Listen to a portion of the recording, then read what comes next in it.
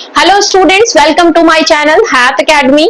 और आज का हमारा टॉपिक है chapter number 3 part 2 genetics some basic fundamentals. Part 1 में पार्ट 1 की वीडियो में मैंने आपको स्टार्टिंग का चैप्टर स्टार्ट किया था।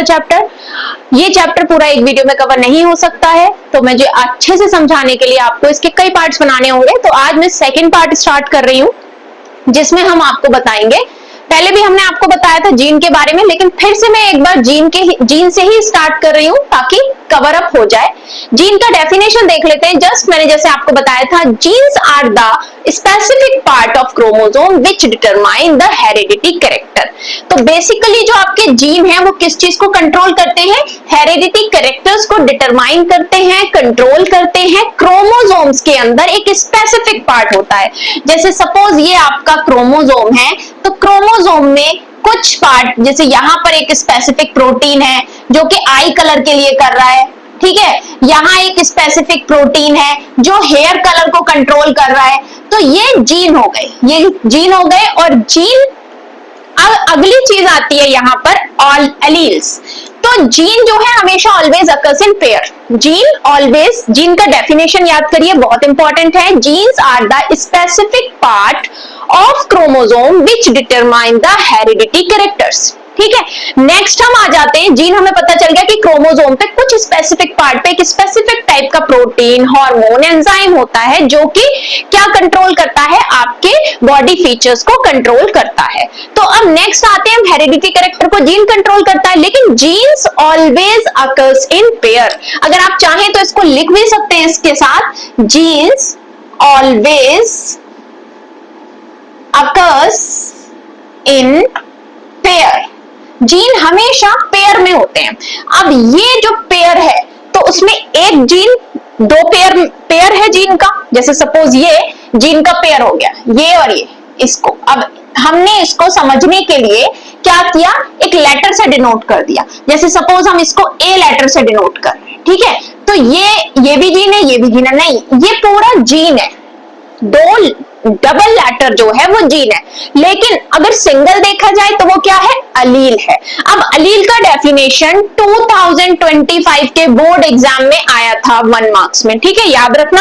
और कुछ नहीं था, एक बहुत स्मॉल सी डेफिनेशन है, alleles are the alternative form of gene. जो कीवर्ड है इसमें वो है alternative form of gene. Keyword को अगर एग्जाम में आप अंडरलाइन करेंगे तो आपके लिए बहुत इजी, आप एग्जामिनर के लिए बहुत इजी हो जाता है, कॉपी चेकिंग भी, प्लस आपको उसके प्लस पॉइंट मिलते हैं कि आपको फुल मार्क्स मिलते हैं, ठीक है। तो कीवर्ड्स को कोशिश करिए कि अंडरलाइन करें।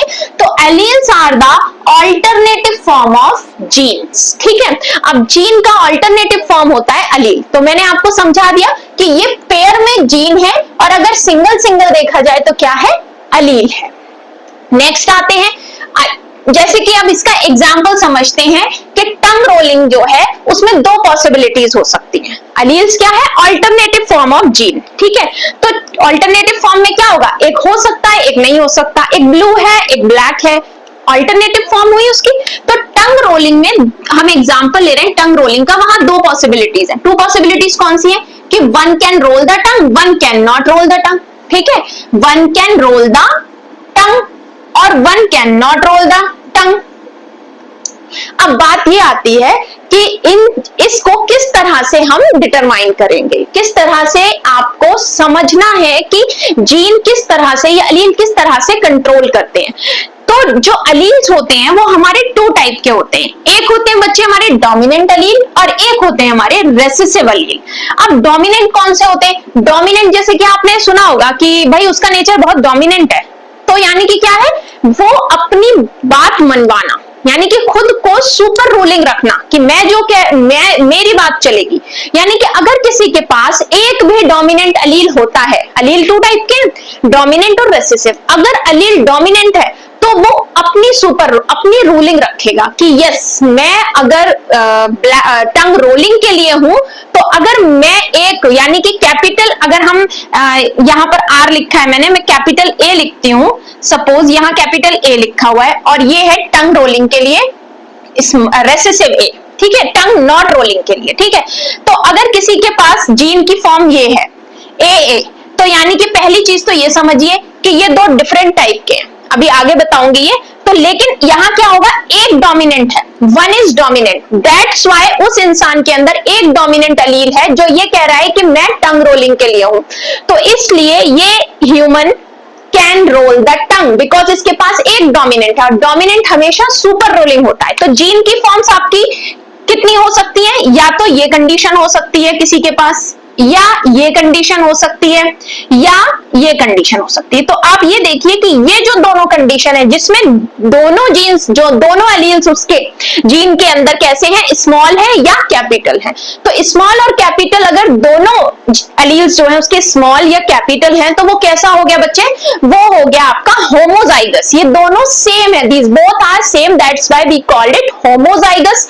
और ये दोनों डिफरेंट है, एक स्मॉल है और एक कैपिटल है, तो इसको हम बोलते हैं हेट्रोजाइगस अलील। ठीक है, होमोजाइगस अलील, हेट्रोजाइगस अलील। डोमिनेंट अलील इसमें ये हुआ, ये दोनों डोमिनेंट है, ये रेसेसिव है और ये रेसेसिव है। ठीक है, रेसेसिव ये हुआ, और रेसेसिव कैसा होता है, जो खुद को सप्रेस कर देता है। कैरेक्टर है उसके अंदर टंग रोलिंग का, यानी कि इसके अंदर एक जीन रोलिंग का है, एक नॉट रोलिंग का है। तो अब ये ह्यूमन कैसा शो करेगा, ये तो टंग रोलिंग करेगा क्योंकि इसके अंदर एक डोमिनेंट है। नेक्स्ट इज, इसमें दोनों जो है दोनों डोमिनेंट है तो ये तो टंग रोलिंग करेगा ही करेगा। नेक्स्ट आते हैं हम स्मॉल, दोनों है, दोनों रेसेसिव है, तो ये कैसा होगा, ये नॉट रोलिंग आ जाएगा। तो इसीलिए ये भी टंग रोल कर सकता है, ये भी टंग रोल कर सकता है, ओनली ये वाला नहीं कर सकता। हेट्रोजाइगस वाला भी कर सकता है और डोमिनेंट होमोजाइगस कर सकता है, रेसेसिव होमोजाइगस नहीं कर सकता। इसलिए most of the people in the world can roll their tongue instead of not rolling, यानी कि दुनिया में जो टंग रोल नहीं करने वाले लोग हैं वो थोड़े हैं, और जो टंग रोल करने वाले लोग हैं वो बहुत ज्यादा हैं। तो अब हम पढ़ेंगे डोमिनेंट और रेसेसिव के बारे में। और तो अलील के बारे में मैंने आपको बताया कि allele, there are two kinds of allele, dominant and recessive. तो डोमिनेंट का ये तो समझ आ गया कि डोमिनेंट सुपर रूलिंग होते हैं एंड रेसेसिव सबऑर्डिनेट होते हैं। लेकिन अगर इसकी डेफिनेशन आती है तो आप क्या लिखेंगे, dominant alleles which express itself regardless of presence of another allele, यानी कि ये अपने आप को एक्सप्रेस करते हैं, express itself, ये इसमें कीवर्ड्स होंगे। dominant allele which express itself regardless of presence of another allele, यानी कि वहां एक और एलील प्रेजेंट है, यानी कि यहाँ पर अगर एक कैपिटल है और एक स्मॉल है तो हमने स्मॉल को रेसेसिव में लिया है और कैपिटल को डोमिनेंट में लिया है। तो किसी के पास जब ये दो अलील हैं, ये वाला जीन है, हेट्रोजाइगस जीन है, तो उस कंडीशन में क्या होगा कि जो डोमिनेंट वाला है वो अपनी एक्सप्रेशन देगा, डोमिनेंट वाला अपनी एक्सप्रेशन देगा, और जो टंग रोलिंग है वो क्या है, वो डोमिनेंट है, नॉट रोलिंग क्या है, वो रेसेसिव है। तो जब भी किसी के अंदर एक अलील भी उसका कैसा होगा, कैपिटल होगा या डोमिनेंट होगा, तो वो कैसा हो जाएगा, वो टंग रोलिंग हो जाएगा, और दूसरा वाला जो सप्रेस नॉट रोलिंग का है वो सप्रेस हो जाएगा। उसी तरह से नेक्स्ट डेफिनेशन है आपकी रेसेसिव अलील की। रेसेसिव अलील में देखते हैं which expression suppressed in presence of dominant, इसके एक्सप्रेशन क्या हो जाते हैं, एक्सप्रेशन सप्रेस्ड, इसके एक्सप्रेशन सप्रेस्ड हो जाते हैं जब डोमिनेंट अलील प्रेजेंट होता है। ठीक है, तो बस इतनी बात याद रखनी है, dominant allele express itself in the presence of another allele, recessive allele expression suppressed in the presence of dominant allele. Dominant allele किसी और अलील के प्रेजेंस में भी अपनी एक्सप्रेशन देगा, और रेसेसिव अलील किसी और डोमिनेंट के प्रेजेंस में अपनी एक्सप्रेशन को सप्रेस्ड कर देगा, दबा देगा या फिर उसको छिपा देगा। ठीक है, तो ये आपका अलील और डोमिनेंट का यहां फिनिश होता है। अब देखते हैं जीनोटाइप एंड फिनोटाइप। तो एक एग्जांपल देखते हैं यहाँ पर। एग्जांपल देखिए क्या है आपका, कि मैंने एक टंग रोलिंग के लिए R और R लिया था जीन, टंग रोलिंग के लिए कैपिटल R, और टंग नॉट रोलिंग के लिए रेसेसिव एक्सप्रेशन है, वो रेसेसिव कैरेक्टर है तो उसके लिए स्मॉल r। ठीक है, अब अगर किसी ह्यूमन के अंदर capital R both dominant, capital R आ गए, बोथ डोमिनेंट हो गए, तो वो तो टंग रोल कर सकता है। नेक्स्ट है ऐसा ह्यूमन जिसके अंदर वन कैपिटल है, 1 स्मॉल है। अगर दोनों सिमिलर है तो हम उस कंडीशन को क्या बोलते हैं बच्चे, डोमिनेंट अलील। और अगर दोनों होमोजाइगस। कैसी कंडीशन है, अभी भी मैंने आपको बताया था, इसको बोलते हैं होमोजाइगस एलील। दोनों एक जैसे हैं, ये भी होमोजाइगस है और नेक्स्ट वाला नीचे सबसे लास्ट ये भी होमोजाइगस है। तो ये होमोजाइगस कंडीशन में बोथ डोमिनेंट टंग रोल कर सकता है, बिकॉज टंग रोलर ही के ये एलील है। अब इसमें एक टंग रोलिंग का है, एक टंग नॉट रोलिंग का है, तो इस केस में वन डोमिनेंट वन रेसेसिव। तो डोमिनेंट, क्योंकि एक भी डोमिनेंट होगा तो वो अपने एक्सप्रेशन को एक्सप्रेस करेगा, तो इट मींस वहां पर वो टंग रोल कर सकता है। लेकिन नेक्स्ट वन हम जो देख रहे हैं ये नॉन टंग रोलर है। अब इसमें तो एक भी ऐसा कैरेक्टर ही नहीं है, ऐसा एलील ही नहीं है जो कि इसको शो करे इसके कैरेक्टरिस्टिक्स को। तो दोनों कैसे हो गए कंडीशन, तो इसमें ये वाली कंडीशन कौन सी हो गई, हेट्रोजाइगस। ठीक है, दोनों डिसिमिलर, सिमिलर नहीं है, नॉट सिमिलर, ये सिमिलर है और ये भी सिमिलर है, लेकिन इसमें क्या है, बोथ रेसेसिव है और ये नॉन टंग रोलर हो जाएंगे। तो इस तरह से जो ज्यादा कंडीशंस बनती है वो टंग रोलर की बनती है। अब इसके साथ एक दो न्यू टर्म्स निकल कर आती हैं आपकी, जिसको हम बोलते हैं, दो new term, genotype and phenotype. ठीक है, अब जीनोटाइप और फिनोटाइप क्या है आपका, जेनेटिक कॉन्स्टिट्यूशन। अगर किसी के अंदर जेनेटिक कॉन्स्टिट्यूशन इस तरह का है, किसी के अंदर इस तरह का है, किसी के अंदर इस तरह का है, तो ये क्या हो गया, ये इनका जेनेटिक कॉन्स्टिट्यूशन हो गया और इसलिए हम इनको बोलते हैं जीनोटाइप।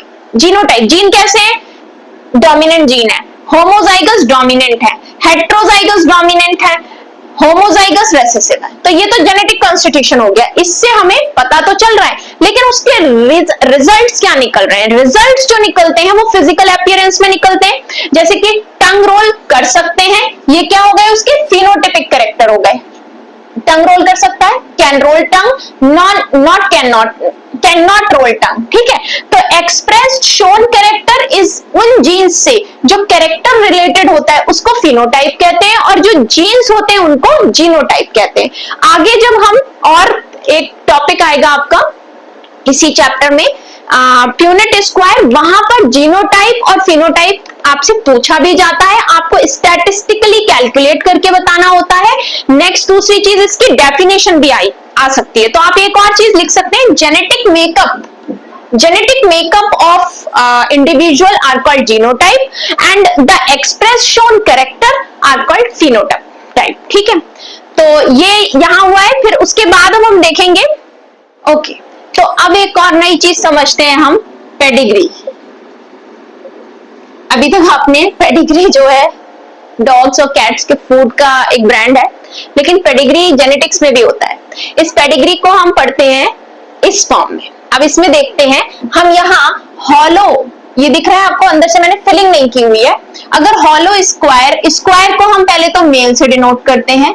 अगर फीमेल में कोई डिफेक्ट है तो हम उसको सॉलिड करते हैं और उसको फिल करते हैं। ठीक है, कोई भी चीज है, जैसे टंग रोलिंग है तो रोलर कैसा होगा, ये नॉन रोलर होगा और ये रोलर होगा, लेकिन मेल ही है ये। ठीक है, मेल रोलर। नेक्स्ट हम आते हैं फीमेल पर। फीमेल को हम सर्कल से डिनोट करते हैं और अगर हम इसको सॉलिड कर रहे हैं तो इट मींस ये वही कंडीशन है, सॉलिड, यानी कि इसमें कोई अगर डिफेक्ट दिखाना होता है, कोई डिजीज की अगर हम पेडिग्री करते हैं, वैसे आप हायर क्लासेस में पढ़ेंगे पेडिग्री के बारे में आगे, लेकिन यहाँ पर सिर्फ इतना ही है, हॉलो मींस या सर्कल मींस फीमेल, यानी कि कोई डिफेक्ट नहीं है, और इट मींस ये फीमेल क्या है, ये रोलर है, ये रोल कर सकती है टंग, और ये क्या है, ये नॉन रोलर है। तो यहाँ इस पेडिग्री को पहले समझते हैं, ये मेल है जो रोलर है, ये फीमेल है जो रोलर है। इनके 3 चाइल्ड्स हैं। ठीक है, इनके 3 चाइल्ड्स हैं और उन 3 चाइल्ड में एक जो है वो नॉन रोलर है और ये रोलर है और ये भी रोलर है। ऐसा कैसे हो गया, जब दोनों पेरेंट्स रोलर हैं तो क्या एक बच्चा नॉन रोलर कैसे हो गया, यानी कि अब इस बच्चे ने एक जीन अपने फादर से लिया है और एक मदर से लिया है। सिर्फ इसी कंडीशन का बच्चा, यानी कि जिसके पास दोनों स्मॉल आर होंगे, recessive, both recessive homozygous condition होगी, वो ही नॉन रोलर हो सकता है। यानी कि यहाँ कंडीशन हमारी 3 बनती है। एक कंडीशन बनती है both are homozygous dominant, 1 homozygous 1 recessive, तो ये भी रोलर होता है, ये भी रोलर होता है और ये भी रोलर होता है। लेकिन जो स्मॉल आर दोनों होते हैं होमोजाइगस रेसेसिव, ये नॉन रोलर होता है। ठीक है, तो जब ये नॉन रोलर कंडीशन आई कैसे, यानी कि इसने एक अलील अपने फादर से लिया और एक अपनी मदर से लिया, तो यानी कि दोनों पेरेंट्स, इसमें हमें क्या कंक्लूजन मिलता है कि दोनों पेरेंट्स जो हैं वो हेट्रोजाइगस कंडीशन में हैं। हेट्रोजाइगस कंडीशन की वजह से इसने अपने पेरेंट्स का वो अलील लिया है जो नॉन रोलर है, ठीक है। तो इस चाइल्ड ने, ये चाइल्ड नॉन रोलर है, नॉन रोलर की वजह से इसने अपने पेरेंट्स से दोनों से एक रेसेसिव अलील लिया है। एक वन पेरेंट से एक ही लेगा, ऐसा तो नहीं है कि ये दोनों अलील एक ही पेरेंट से ले, एक अलील एक पेरेंट से लेगा, दूसरे अलील दूसरे पेरेंट से लेगा। तो यानी कि इसने जो अलील लिया है, जो जीन इसके अंदर फॉर्म हुआ है, वो कौन सा अलील था, वो रेसेसिव अलील था, इसलिए ये नॉन रोलर है और इन दोनों ने डोमिनेंट लिया है, तो इसलिए ये दोनों रोलर हैं। आई थिंक पेडिग्री का ये कॉन्सेप्ट आपको क्लियर हो गया होगा। ये वैसे ज्यादा इसकी डिटेल हायर क्लासेस में है पेडिग्री की, लेकिन यहाँ पर जितनी डिटेल है आपके स्टैंडर्ड में मैंने आपको बताई है। ओके स्टूडेंट्स, तो इसी के साथ हमारी आज की ये वीडियो का सेकंड पार्ट, इस चैप्टर नंबर 3 के वीडियो का सेकंड पार्ट फिनिश हो गया है, और अब rest of the chapter I will complete in the next video. Like and subscribe.